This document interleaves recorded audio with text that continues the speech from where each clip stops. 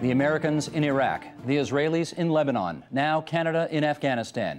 In the last few years, 3 sophisticated modern armies have had their hands tied by small groups of determined fighters. Can modern-day insurgencies be defeated? And if not, just who is driving the global agenda? That's next on The Agenda. Joining us now in Vancouver, Michael Byers, Canada Research Chair in Global Politics and International Law at UBC. In Calgary, David Bercuson, Director of the Centre for Military and Strategic Studies at the University of Calgary. Here in Toronto, Janice Stein, TVO's International Affairs Analyst. Tarek, host of The Muslim Chronicle on CTS TV. And after too long an absence, we welcome back the prodigal commentator, the Toronto Sun's Eric Margolis. Eric, it's great to have you here. Been a long time. We're happy to have you back. Steve, I'm elated to be back. Good to hear. Okay, Canada in Afghanistan. Let us set up our debate tonight with this backgrounder. Michael, roll tape. Canadians remain unsure whether our troops should be in Afghanistan. This past spring, the Conservative government passed a motion through Parliament extending Canada's troop presence in Afghanistan until early 2009. Members of this House, the parties of this House, have had 5 years to decide what their position is on this mission. But 4 months later, despite significant differences in their ranks, Afghanistan remains at the top of the opposition's agenda. Don't our troops deserve better, Mr. Speaker, than to have made-up policy on the fly, copycats of U.S. foreign policy? While the debate rages at home, Canadian troops continue to battle remnants of, or a resurgence of, the Taliban.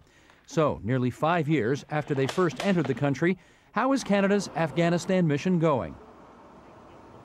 Let's do a quick around the horn on that. Eric Margolis, is the mission succeeding?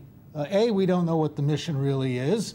It's never been properly enunciated. B, it's not working for the reason that the NATO troops are outnumbered in Afghanistan. The respected Sonley Institute now says that half of Afghanistan is controlled by Taliban. NATO commanders are screaming for more troops. This is a sign the war is going backwards, not forward. David Bercuson in Calgary, is the mission succeeding? The mission is as clear as black and white. The mission is succeeding reasonably well, given the fact that a lot of American military resources were devoted to Iraq instead of Afghanistan. But clearly the Taliban are not in control of 50% of the country. It's patently ridiculous to say it.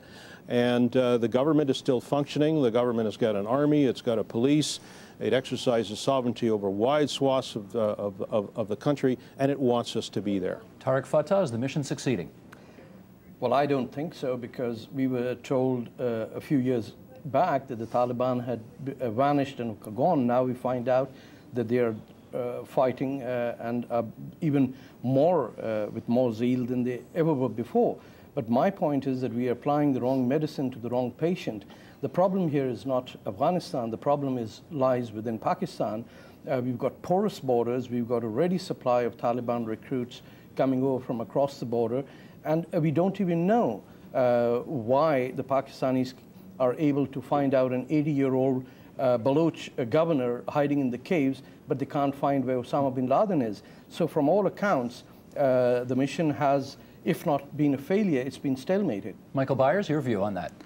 Well, I fall a little bit between the previous commentators. I think that the brave women and men of the Canadian forces are doing a fine job in the circumstances. My question is whether or not the cost in terms of their blood and our treasure is actually worth staying there, given that there are other international crises that deserve our attention. And how do you answer that question? How do you answer that question? Well, we need to have a debate in this country that's divorced from the politics of the moment, and that's very difficult because we are essentially in the next election campaign already, and this has become the political hot potato for the Conservative government. No, I mean, how do you answer the question? How you answer that question is you do the best cost-benefit analysis that you can make, and having done that myself, my conclusion is that we should have our bilingual troops in Lebanon working with the French-speaking Lebanese and the English-speaking Israelis in the most important UN peacekeeping operation we've seen in a couple of decades. Janice Stein, how about you on this? Is the mission succeeding? Right. I'm afraid it's not. If you look, in fact, at the history of this deployment, Stephen, our mission has changed 3 times in the course of our deployment in Afghanistan. This is now the most difficult moment that we face, contrary to all expectations. The Taliban are resurgent. They are putting up a very stiff fight. And more troubling, it is not. I agree, our soldiers are doing an extraordinary job. I think they've got the wrong military strategy, and even more important, they cannot deal with the corruption and the failure of government that is endemic in Afghanistan. Let me go back to something Eric said right off the top, which was he said he was unclear as to what the mission was. David Bercuson in Calgary said he thought the mission was very clear. I'd like to get some debate among you two on this, or between you two on this, because obviously we know what the mission is or we don't. Eric, what are you unclear about? Well, wars are fought to achieve political goals. If you don't have clear political goals, they're merely exercises in violence. We have no clear goal in Afghanistan. You've heard these silly platitudes about building homes for orphans and helping women gain women's rights, stop wife beating and stuff like that. That's not silly. You don't fight wars for this kind of reason. But no one has enunciated a clear strategy of how this puppet government in Kabul, and I'm using the exact precise word for it, which has no authority outside of the capital, and is supported by drug-dealing warlords and the old Afghan Communist Party in the north of Afghanistan, how this government is going to bring political stability to Afghanistan. It can't. It is going the opposite way. And now we are fighting not just the Taliban, but the entire Pashtun people. David, what are you seeing so clearly that apparently Eric is not? Well, it's very interesting that Eric uses the kind of terminology that he uses. I could very easily use terminology on the opposite side. I could talk about women beheading Taliban. I could talk about Taliban that banned radio broadcasting throughout the country. I could talk about Taliban who blew up UNESCO monuments.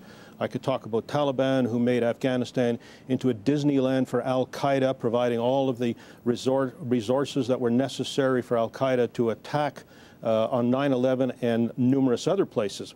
But the point is, what is the point of the mission? And the point of the mission is very, very simple in 25 words or less. Keep the Taliban out of power. It is against our national interests and against the national interests of the entire G7 or G8, however you want to look at it, and much of the rest of the world, which is why the UN supports the mission, for the Taliban to come back into power. So we are there at the behest of the government to stop the Taliban from coming back into power. I don't understand what's unclear about that. Eric? That's a preposterous mission. What national interests does Canada have in the wilds of Afghanistan? This is purely a political mission. It's true. It's tied up with the elections. Well, you just said that, Paul. Excuse me, let me finish.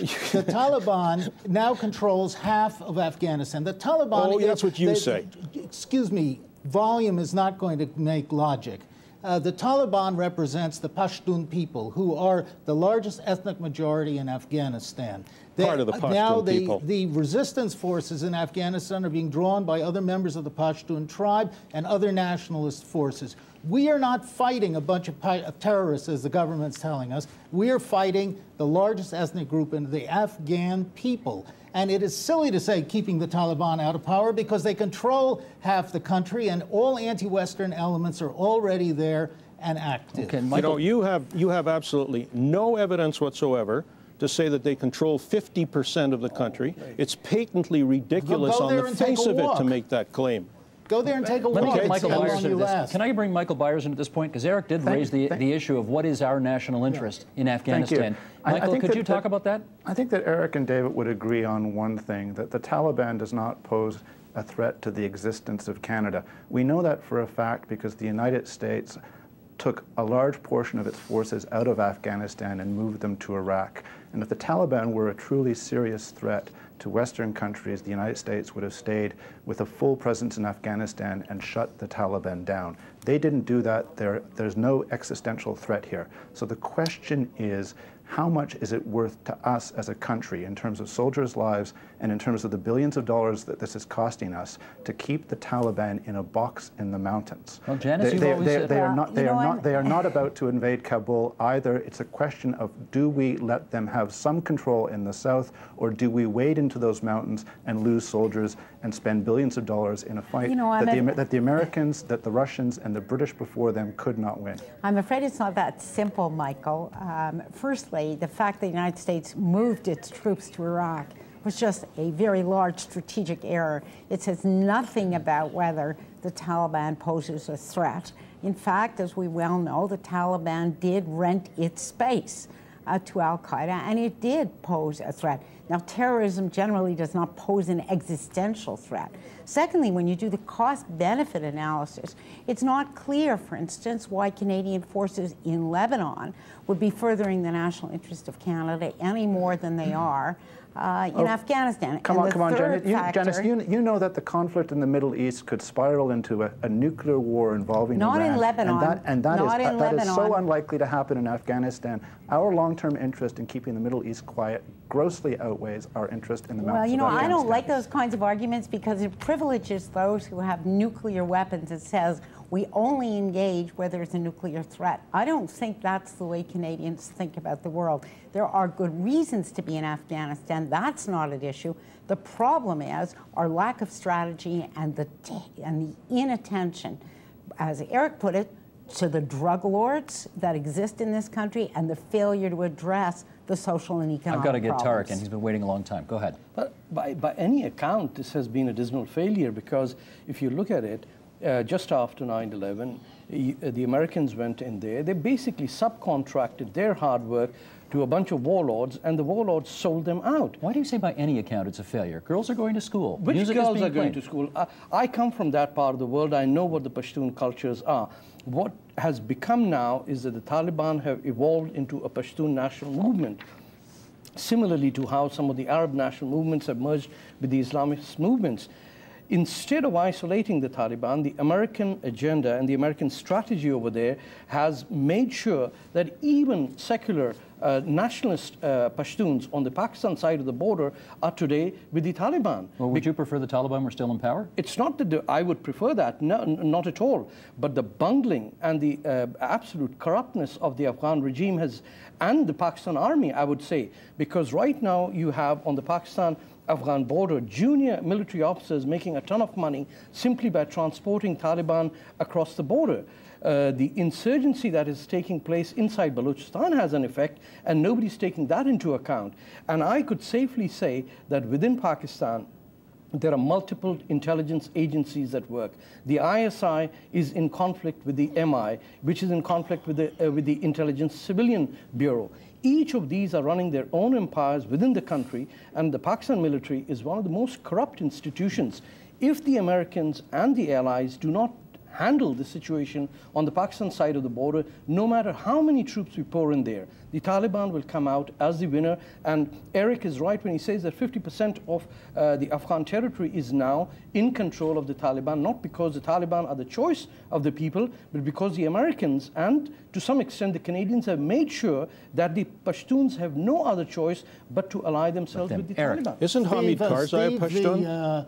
Hamid Karzai is a Pashtun who represents nobody in Afghanistan. He was he was one of 2 CIA assets who were picked to be rulers of Afghanistan by the United States. The choice number 1, who was an old friend of mine, Abdul Haq, was killed by the Taliban. Karzai was picked as number 2 by default. But I want to point out, when I covered the war in the 1980s there, the Soviets had 160,000 very ruthless troops, plus an Afghan puppet army of even larger number fighting with them. And they had to leave. Could not suppress the Pashtun Mujahideen. Now, what people who think that Canada, by sending 2,000 or even double that number of troops and a couple of obsolete tanks, is going to make an impression on this military situation are whistling Dixie. Well, you have well, let me tell you, Eric, David Bercuson first, then Janice. Last word on this. In case you're not aware of the fact that there are 40,000 NATO and American troops in Afghanistan, not 2,500 yes, I'm quite Canadians. Right, but where most of the fighting is going, there are only 20,000. Okay, and NATO commanders just said the other day that they need a superiority of 10 to 1 in the field, and they don't Absolutely. have it. 10 to 1, yeah, and maybe 20 to 1 if we can get it. It's a war, Eric, and where are we in a gonna get the war, troops? you bring as much power to bear against your enemy as you can. David, who are we fighting? We're fighting the Taliban, or we're fighting the Afghan people? No, we're not fighting the Afghan people. We're of fighting course you're the fighting Taliban. the Afghan people. No. How can you say? Both both of you are making an equation between all of the Pashtun people and the Taliban. It simply isn't so. If it was so, Hamid Karzai would be gone tomorrow, well, okay? And David, we all know the way the power balance is in that country. So why isn't he gone? One at a time. Let's let David Bercuson finish his point. Well, I mean, that's why I say it's ridiculous on the face of it. If all of the Pashtun people were in support of the Taliban or their ideology, or backed any of these this loose coalition of anti-government forces who are in support of the Taliban insurgency, why isn't the insurgency winning? Totally. Why doesn't it control the capital? Why hasn't it taken over the country? It's because the U.S. Air Force bombs anyone who moves. I think there is an important point here, that the Pashtuns are not unified. In fact, if you read some of the interviews with village leaders in deep Pashtun territory in southern Afghanistan, they tell you, in fact, that they do not want the Taliban to come back. But what they talk about is the dreadful insecurity that they feel day in and day out as they are trapped in a war between foreigners and the Taliban. If you look at the major battle, which Canadian forces just fought bravely, what happened? The Taliban fighters who had massed melted away, as they do, retreated into the mountains, as Tarek just said, and then reorganized to fight another day.